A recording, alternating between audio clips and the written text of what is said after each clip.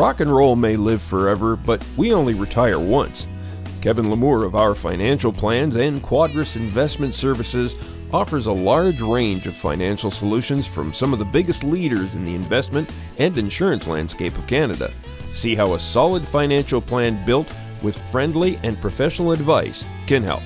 Find out more at ourfinancialplans.ca or give them a call at 705-949-1316.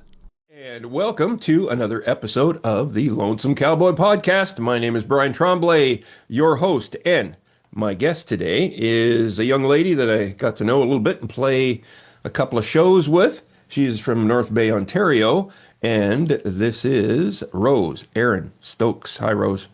Hello, how are ya? Very good, thank you. Rose, you're hyphenated. Rose, do you prefer Rose-Erin or do you just like Rose?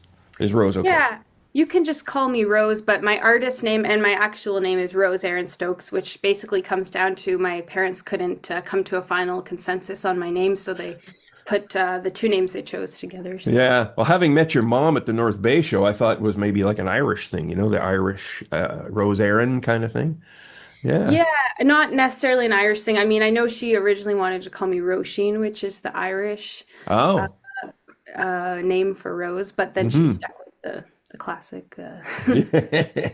Didn't saddle you with a weird spelling that you had to explain to everybody for the rest of your life. Yeah, I think that's, maybe what she was worried about, but. There you go. So Rose, and I don't even want to guess your age because you know what? I looked at all your pictures and you don't age. Oh, great. Yeah, like I said, gee, is she 12 or is she 22?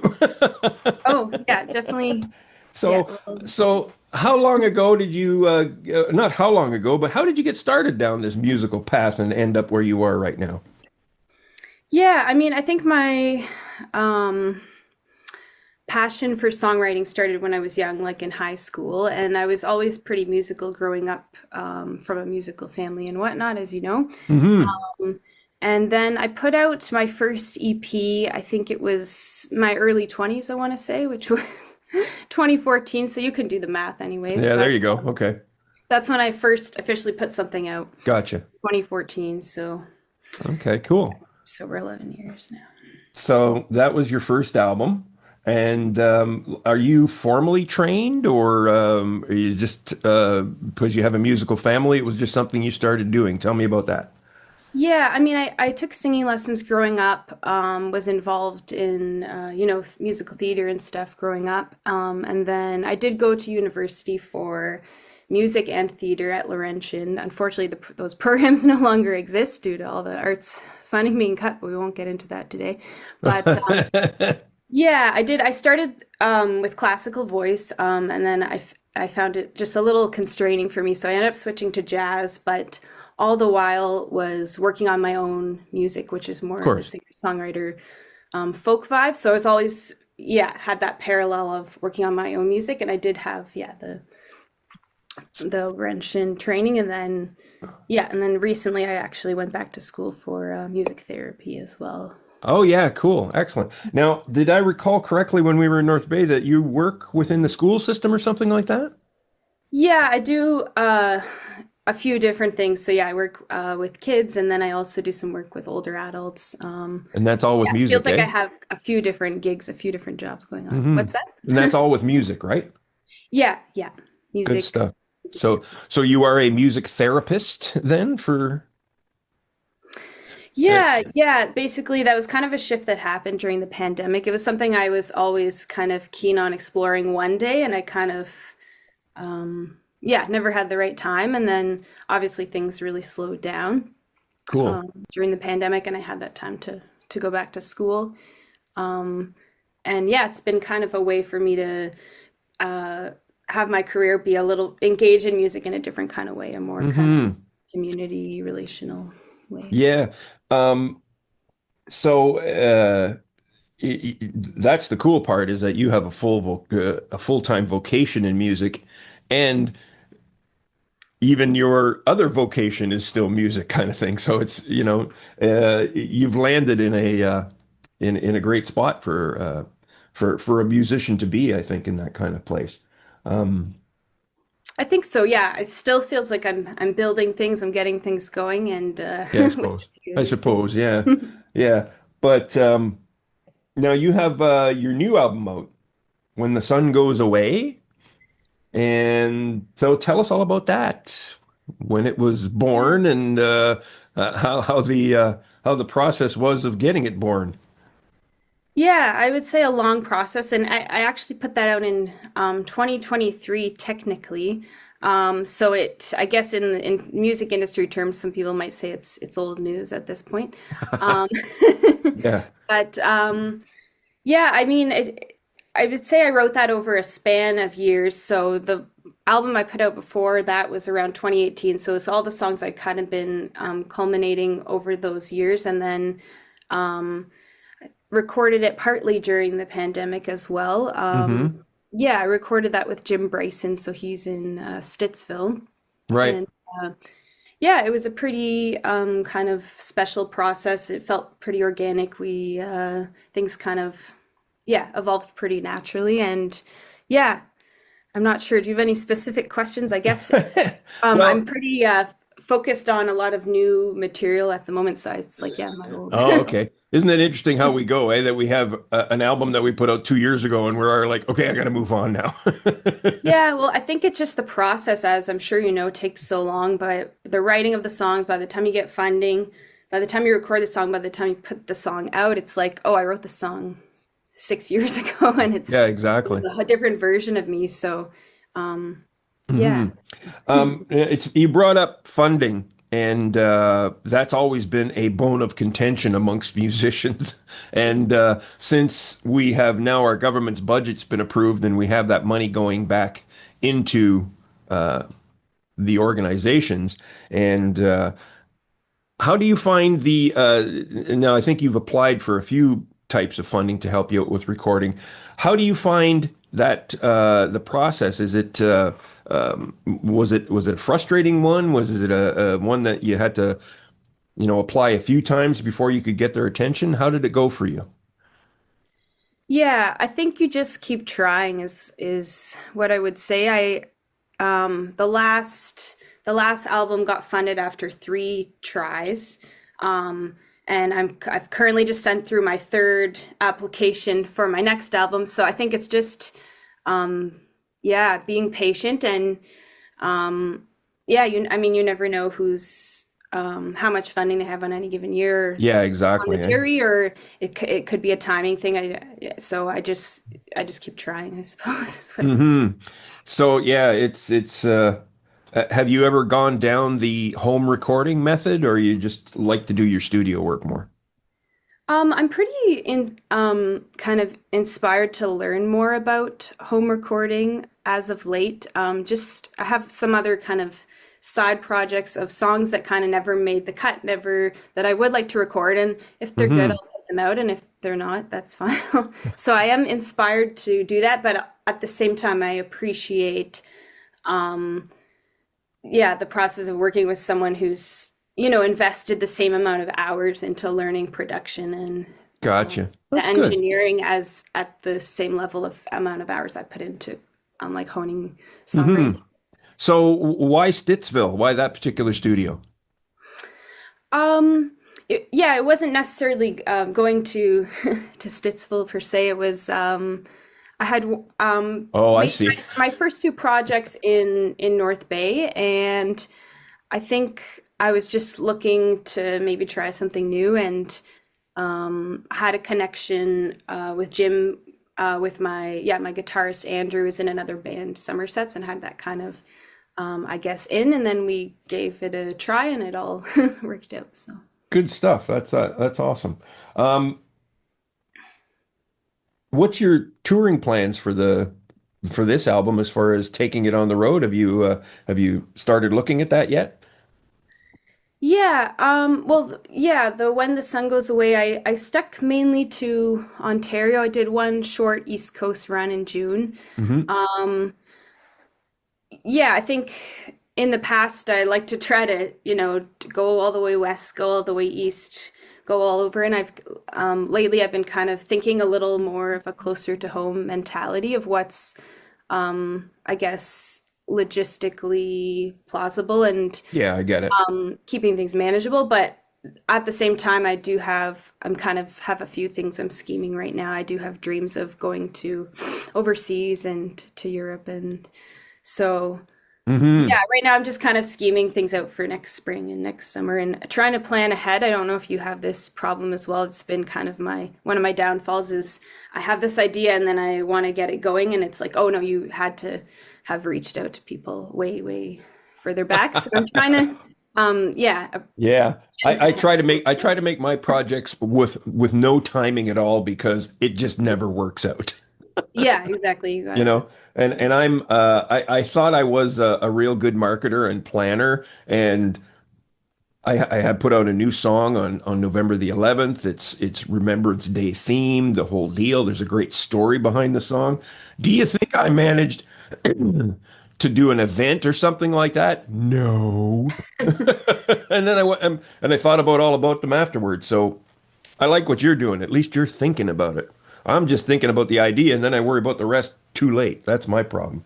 Sometimes it's okay just to do just what you can, and that's okay. It's what the other Yeah. side of the coin, Yeah. right? Yeah, exactly. Now you were touring super extensively, like from 2015 right up until 2019, and I guess that's when the hammer fell from COVID, and uh, and that's it. So that must have been like devastating because it hasn't really recovered since then. What do you think? Has it or has it? Yeah, that's a good question. I mean, I don't know. I was touring enough. I think I liked kind of the adventure of it too. I still do, but when I was younger, I was happy to, camp on the side of the highway and, find the way of doing it most, in the cheapest Economically? way. Yeah. Yeah. Um, yeah, I mean, people are, I think people are maybe recognizing the value of live music as being a connector and Yeah. based in especially in those kind of fast-paced world and so much of our connections on the internet and so yeah I don't know if I couldn't do the kind of technical breakdown if things are totally back to normal. Perhaps less people are going to shows than before. um, Hmm. yeah, I don't know. No Hard to say. no one Sorry. knows. No one knows. I always ask everybody about it because I'm waiting for somebody to drop that golden nugget that's going to come down. But I guess we are really in a limbo kind of place right now with it when it comes to our music and that kind of stuff. And that frustrates me, I know, and it frustrates a lot of folks too.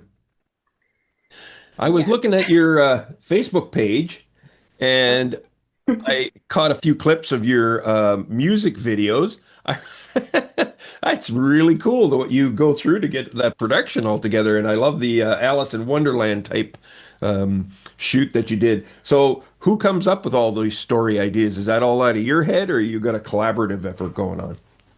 Yeah, so it's a collaborative effort. I'm pretty lucky in that my partner is a videographer. Oh, there you go. That's And handy. then my guitarist, Andrew, is also does videography work. And so it's been kind of a trifecta of the three of us.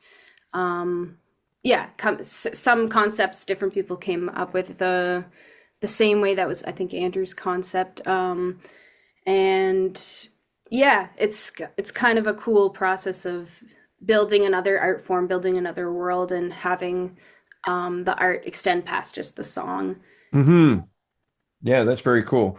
Yeah, yeah, I've been lucky to Yeah, have. it was quite the production. I saw that you had rails and everything. You were doing dolly shots and stuff. I said, "Wow, that's pretty good." Yeah, they're pretty pro. Yeah, exactly.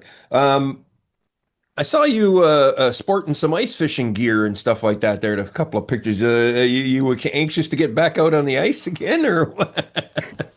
Yeah, so I'll be honest, I don't actually ice fish, and I think maybe I did a couple times when I was a kid. But that was yeah, that concept was Andrew's idea of I think maybe honoring a Northern Ontario, something specific to Northern Ontario, Sure. and Yeah. making it a little more whimsical and yeah. Well, that's cool. It was great fun. Um, so tell me about something that you got on the go, Rose. Like, what are we going to see or hopefully see, or what are you working on for 2026?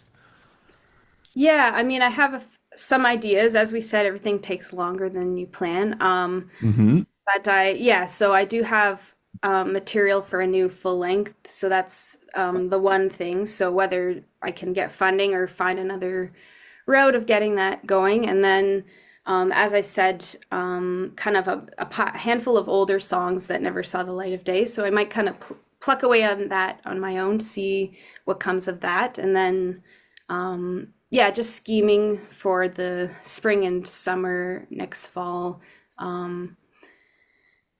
touring Ontario. I would like to go to the UK and Ireland, but yeah, I'm hesitant to Well, say anything. you in probably case. have family in Ireland then. Yeah, exactly. Yeah, because my mom's from Ireland, so Yeah. that's kind of the next dream, and I think it's like yeah, something that's very exciting to me. I The idea of bringing my music over there. So yeah, yeah. hopefully. I think you'd go over wonderful over there. I can picture you playing there. Oh, thanks, Brian. That's kind of cool. So here's a question I have for you, and I don't know if you can kind of tell me your thoughts, but since you were doing this, like I said, 2015, and then COVID hits, and now you're back at it again, can you give me a comparison of playing a gig or trying to get a gig prior to the COVID, let's say back in 2015, to what you're dealing with now? What's the comparison? Like one is easier than the other, one's more difficult. What bumps in the road are you finding now that's happening? Yeah. I mean, I think back in the day, obviously, I was still kind of emerging and fine-tuning my live show and building. Um, and I guess you could say now it's a journey, so we're always kind of Hmm. continuing to Hmm. build. Process of getting a gig. I mean, I guess there's a logistical factor of it seems like everywhere is planning further ahead, or maybe there's I don't know if there's more of a surplus of musicians and less venue. I mean, some venues have been shutting down, to be fair. True. Um, yeah, I think I'm just kind of um, trying to do things though in a way that feels fulfilling because things are changing every day, and Hmm. there's different, so many things you could do and funnel your energy into to try to move your, music career forward or whatnot. And I think Yeah. playing shows feels meaningful, right? Because you're connecting face to face with people, and Well, so that that's is what I've something. been reading. Yeah, that basically that's what a lot of folks are saying is that the best thing for us is to get out in public as much as we possibly can. That, even the social media is not the answer anymore. And so, well, we're stuck in a catch 22, damned if you do and damned if you don't in that respect, I think. I suppose. Yeah. Rose, tell the folks where they can find out more about you and your music and all that fun stuff and any socials and stuff you want to tell them about. Yeah, I mean, so my website is roseerinstokes.com, and then that will lead you to all the different choose your own adventure if you want to end up on my YouTube channel or socials or whatnot. Yeah, pretty easy to find from there. And then simple as that. And of course, they can find your music in all the usual places, I suppose. Yes. But do go to Bandcamp. That's my new thing now. I'm going to promote Bandcamp. Yes. Big time. We're tired of not getting our fair due in that respect. Rose, thank you so much for coming on the program and appreciate having you. And I hope we get to share the stage once again someday. Who knows? For sure. Thanks, Brian, for having me. Thank you very much.